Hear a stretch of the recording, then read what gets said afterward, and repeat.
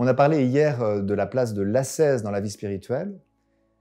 Et ce qu'il faut savoir, c'est qu'il y a derrière ce petit mot d'énormes débats théologiques qui ont occupé l'Église, les théologiens et même les saints depuis 2000 ans.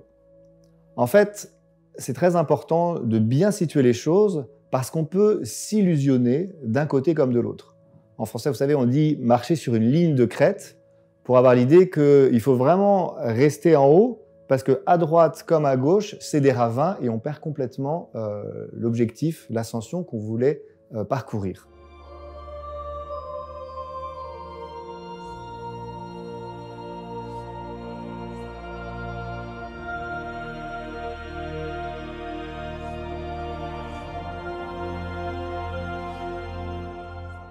Pour l'ascèse, pour les efforts dans la vie spirituelle, il y a deux ravins. Notre crête, elle est entre deux abîmes.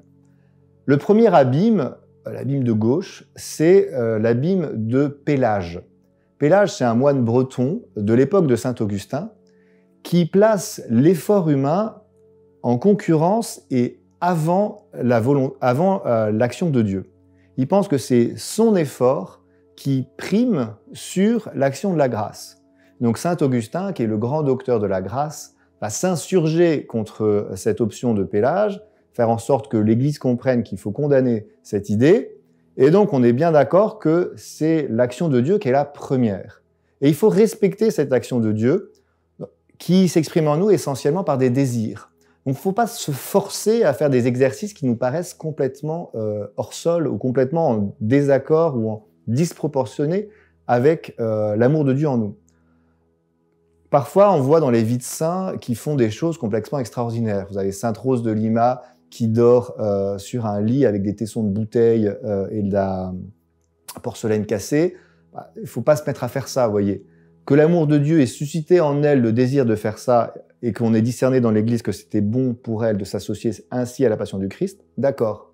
Mais c'est pas moi qui décide demain matin d'aller me faire saigner, si vous voulez.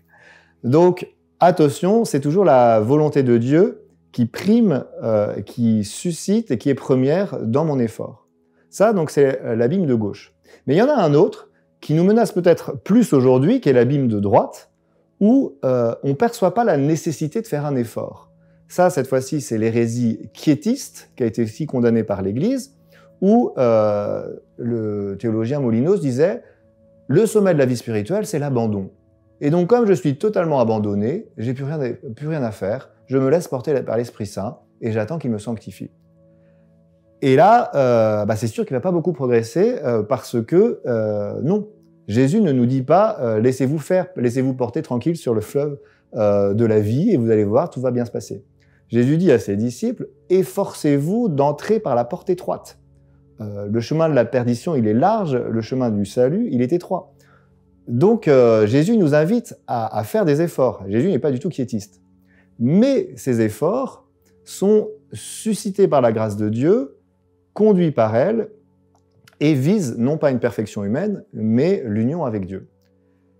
Et donc ici, aujourd'hui, parce qu'on est tous plus ou moins marqués par les idées de René Descartes, il faut sortir d'un truc qu'on appelle chez nous, on m'a appris dans mes études à Bordeaux, le schéma des volontés concurrentielles. C'est-à-dire l'idée que la volonté de Dieu et la volonté humaine sont en concurrence. Et que c'est soit lui, soit moi, mais ça se situe au même niveau. Et là, il y a une erreur théologique qui est fréquente et qui est tout à fait regrettable, c'est qu'en fait, en faisant ça, on s'imagine que la volonté de Dieu se situe au même plan que la nôtre, que Dieu veut quelque chose de la même manière que moi je veux. Et donc, il rentre en concurrence avec moi. Et donc, on s'imagine que si Dieu veut que je fasse quelque chose, il va vouloir d'une manière humaine. Donc, le schéma qu'on a, c'est je suis en train de regarder ma série préférée tranquillement dans mon canapé, et puis là, ma mère, mon frère m'appellent à rendre service, et moi, j'ai pas envie. Donc ça, c'est un schéma concurrentiel des volontés. Il y a ma mère qui dit va faire la vaisselle, et moi qui suis devant ma série, et là, c'est sûr que ça clash. Enfin, ça clash. On peut obéir, mais en tout cas, on est dans un système concurrent. Et on s'imagine que Dieu va nous appeler comme ça. On s'imagine que Dieu va nous appeler à la vie religieuse comme ça, et donc on est là, ah, je veux pas être religieux, je veux pas être bonne sœur, pitié, pitié, Seigneur, ne m'appelle pas. comme s'il allait arriver en concurrence avec mon désir. Mais en fait, c'est pas du tout ça. Quand Dieu agit, il agit en mon cœur. Saint Augustin dit, il est plus intime à moi-même que moi-même. Donc, son action et sa volonté, elles vont s'exprimer à l'intérieur de mon propre cœur et comme un doux désir, comme une envie presque spontanée de donner le meilleur de moi-même, de faire des choses plus grandes, plus belles, plus conformes à l'Évangile. Mais vous voyez que cette douceur, cette volonté de Dieu, elle n'est pas en conflit avec ma propre volonté, elle s'exprime à l'intérieur d'elle-même, d'une manière transcendante. Et ça, il n'y a que Dieu qui peut faire. Faire en sorte que je veuille quelque chose et que je le veuille en lui, par lui et vers lui. Et donc quand on regarde aussi à nouveau les exploits de certains saints, je pense au bienheureux Pier Giorgio Frassati qui va être béatifié, canonisé pendant le Jubilé des jeunes. Les biographes disent qu'il n'avait jamais un sou en poche parce que dès qu'il avait de l'argent, il le donnait aux pauvres, alors qu'il était d'une famille plutôt riche. Et donc il n'avait même pas de quoi prendre le tram parce que vraiment dès qu'il avait, il donnait. Et on se dit, bah, ok, si c'est ça qu'il faut que je fasse moi, c'est pas possible, c'est inhumain, moi je suis pas capable de faire ça. Eh bien, ce qu'il faut comprendre, c'est que si on se met à suivre littéralement Pier Giorgio Frassati, faire les mêmes efforts, c'est sûr que ça va être affreux et vite déprimant. Il faut se dire, ok, la grâce de Dieu peut me conduire jusqu'à là, mais elle va me conduire jusque-là par manière de désir. C'est-à-dire que pour Pier Giorgio, ça se faisait naturellement. Il n'était pas en train de se crucifier la volonté quand il faisait un don, en fait. Pour lui, ça jaillissait.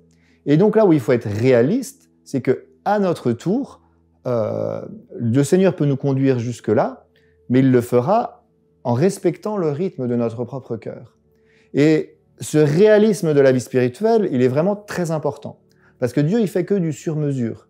Et peut-être que les exercices d'ascèse ont mauvaise presse dans l'Église aussi, parce qu'à une époque, on a imposé des exercices à tout le monde sans prendre en compte l'histoire personnelle de chacun.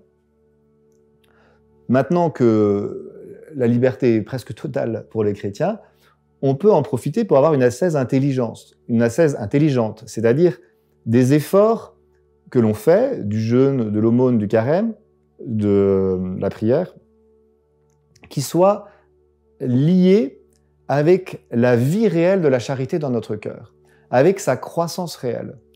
Le but de tous nos efforts, c'est faire grandir l'amour de Dieu en nous.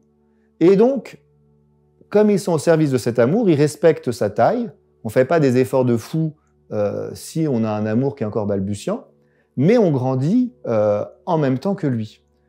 Quand Mère Teresa demande des choses hyper exigeantes à ses sœurs, bah voilà, c'est des sœurs de la charité, elles sont engagées, elles ont donné leur vie, elles sont d'une culture en plus particulière, et donc oui, ça marche. Mais si on se met à les imiter matériellement, on peut passer à côté de la plaque.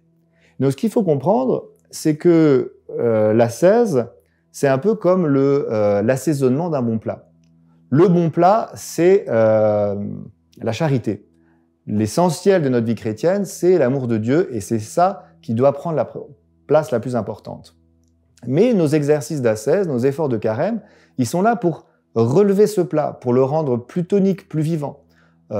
Et donc, si on suit cette image, s'il en manque, notre vie chrétienne est un peu fade, mais s'il y en a trop, elle étouffe.